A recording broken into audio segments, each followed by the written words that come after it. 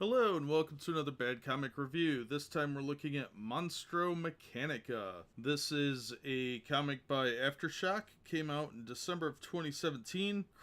Co-created and written by Paul Allor and co-creator and artist Chris Evan-Husis? I don't know. Colorist was Jan Weiser. Letters by Paul Allor. So this takes place in Florence in 1472 and focused on Leonardo da Vinci. He was trying to sketch a human heart, wandered outside, and was attacked by assassins. They got him into a carriage, but thankfully his trusty assistant Isabel was there with a mechanized man of some kind. It's like clockwork, maybe. It's not really explained. Well, the assassins are tossed around, and one of them committed suicide, one died by the robot, and Leonardo helped the other one along. So they get the robot thing back to Leonardo's workshop, where it's deactivated, even though it doesn't want to be, and Leonardo lectures her on appropriately erasing its memory of sorts. I don't get it either. Then we were in the Palazzo Medici, where a bunch of people are arguing, and we've got some figures out of history. We've got Volterra, we've got Machiavelli, and a few other people. Da Vinci, of course, who's supposed to be building war machines, and of course there's some machinations afoot, and we have a couple of token black guys. We have a Moorish nephew, and we have a Ethiopian priest. Well, the sidekick Isabella runs into some old friends, but because she wears pants, trousers are a no-no in this time period, but she's a rebel. She's a progressive lady. She's mocked by these old friends, Marco and Letta. And Marco looks shockingly like Prince Adam from the old He-Man and the Masters of the Universe cartoon. And I have no doubt that's intentionally done. And her hairstyle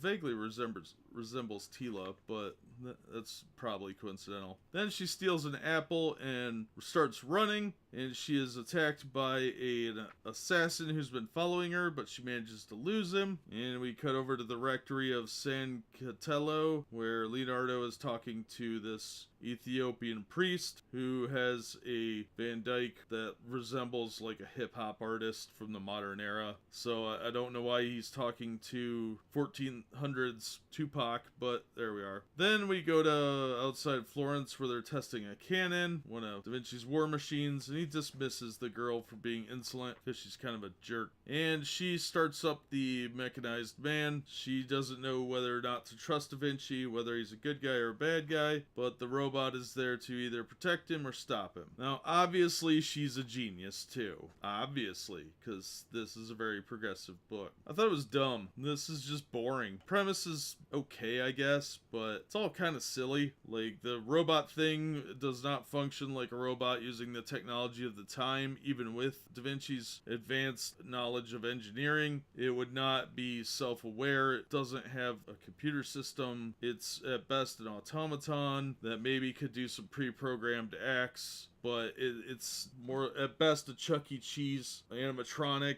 as opposed to an actual robot. So that's a bit ludicrous. At least with like the steampunk stuff, there's a little bit of leeway you can give them. But this is pretty unbelievable. My biggest problem with it is this annoying Dora the Explorer way they talk, where they're speaking in English through the whole book, right? And then randomly they'll throw in Italian words. And that is incredibly stupid. Mostly because of if you're assuming that it's all translated from Italian, that would be in English then. I don't understand why it's in there, but they do it for some kind of effect and it fails horribly. It comes off like America Chavez talking when she's speaking in that Spanglish where there's a couple of words that are in another language and you're not sure if they're even being used correctly in the way the sentence is structured. I had a real problem with that. It was really annoying. Like, just translate the entire thing. I get it. They're in Italy. I got it. I got it. Seriously, I understand. I'm not dumb. You think I am, but that's okay. Just don't treat me like I'm dumb. That doesn't make me want to buy your book. And I'm not going to buy it again, because this was boring. It was boring and it was stupid. The entire premise is silly, and the girl is really super smart, and she wears trousers, and that's like her whole thing. She's a walking stereotype. There doesn't seem to be anything particularly creative or innovative here. It's just a